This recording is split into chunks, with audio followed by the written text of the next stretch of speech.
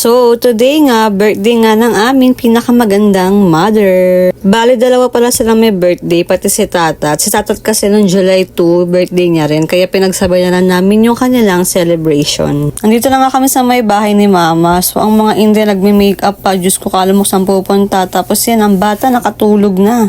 Nandito na nga kami sa SM. So, balak sana namin mag-kidsuna muna si Baby CL. Kaso, iniisip kasi namin anong oras na. Baka anong oras kami abutin sa kainan. Tsaka, ang dami kasing tao. Ang daming waiting. Kaya sabi ko next time na lang. So, nag-quantum na lang kami para at least makaalis din kami agad. Ito nga si Tita nga. Tinakot si CL dun sa may dinosaur na malaki. Kaya tuloy pagdating namin dun sa palaruan sa quantum, takot siya. Kahit di naman talaga siya natatakot. Kahit dito nga sa may carousel, Diyos ko, naiyak siya, kaya sinamahan na lang siya ng daddy niya. Pati nga rin dito nung sinakay siya, tas nung umandar, Diyos ko din, natakot siya. Pati nga rin dito, nagwawala na siya. So, grabe yung iyak na dyan, kaya ang ginawa ko, sinamahan ko na lang siya sa loob. Nakakatawa nga lang kasi talagang big girl na siya. Talaga na-enjoy niya na yung mga laro-laro. Alam niya na kung paano laruin. So dati lang bit lang namin siya pag nasa mga gantong palaruan kami. After nga namin maglaro, dumiretso na nga kami dito sa may Tongyang. Dito nga namin naisipan din na i-celebrate yung birthday ni Mama at saka ni Tatat. Diyos ko dahi, grabe naman pala ang tao dito. Ang dami nagpapa-reserve. Talagang daming tao dahi.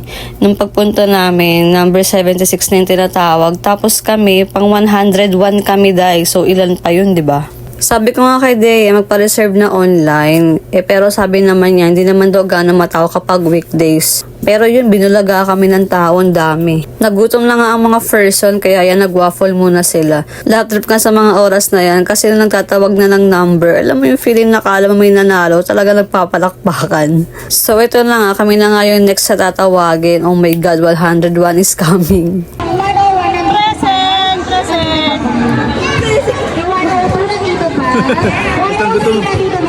Gutom na.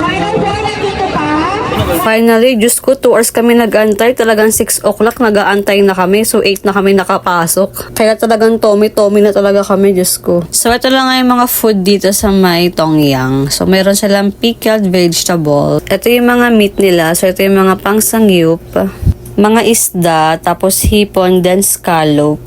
May mga dumpling and buchi din. Then mga fishball, meatball, basta puro balls.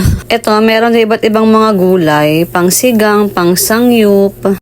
Then mga sushi, ayan, iba't ibang sushi yan. Dito naman may mga ulam din. So, ayan, iba't ibang klase ng ulam. Then, pansit. Tapos, yung chow fried rice. Meron ding mga siomai. Tapos, yan, meron ding siopaw.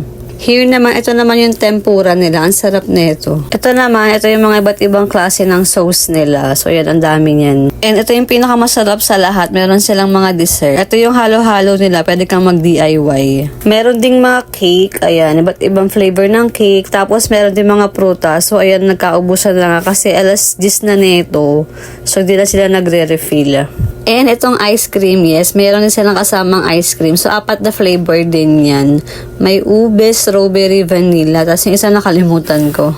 Siyempre, hindi mawawala ang panulak. So, ayan, may mga soda sila. And mga juices. So, talagang wala na rin talaga laman kasi nga anong oras na yan. Hindi na sila nagre-refill. Then, water. And, ayan. Meron din silang mga beer. So, yeah, pwede kang uminom dyan, day. So, ito na nga, kainan time na. So, yes, inan ako mag-video. Kasi sabi ko, para after ko mag-video, tuloy-tuloy na kami kumain. So, ayan, ang Baby CL. Nakakatawa nga kasi ayan numafang agad siya. Sabi nga namin dito magugutuman kasi marunong na siyang kumain mag-isa. Naku, talagang sinulit nga namin yung pagkain namin. Diyos ko, 2 hours din namin tong inantay. And finally, nakakain na kami.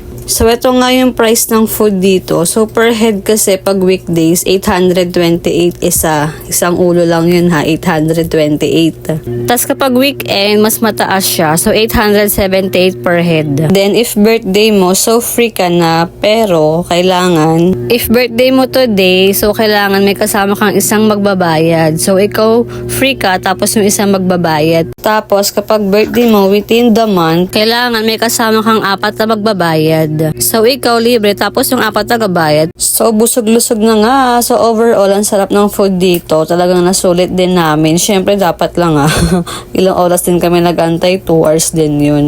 And tapos na nga kami kumain ito. So, ito, meron pa kulo si Choco, yung jowa ng kapatid ko. Kanan. Oh, baka mamaya wala yung kakapili ko. Mamili. Hindi na lang, ma.